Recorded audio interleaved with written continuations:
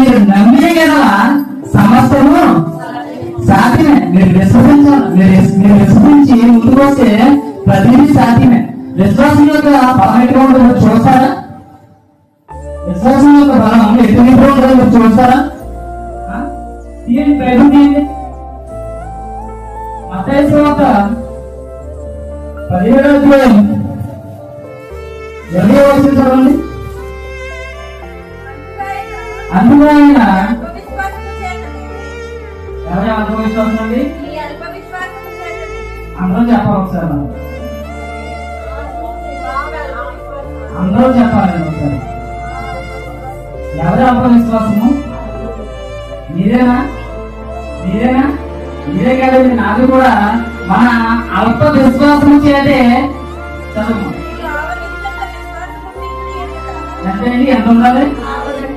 ఆవగించంత విశ్వాసం ఉంది కదా.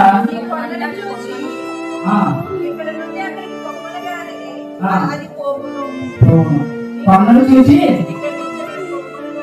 కొండ కదులుతాడండి, కనసపడుతుందా?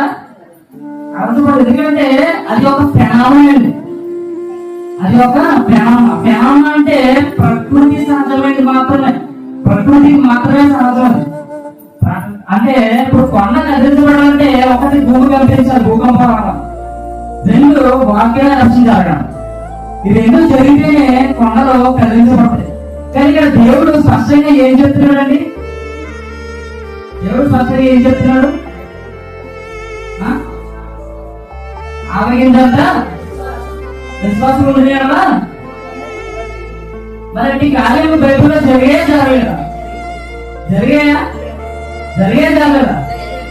దానియేలుని సింహాల గృహంలో పడేసినప్పుడు దానియేలు విశ్వాసం చేసి బయటకు వచ్చాడా రాదా?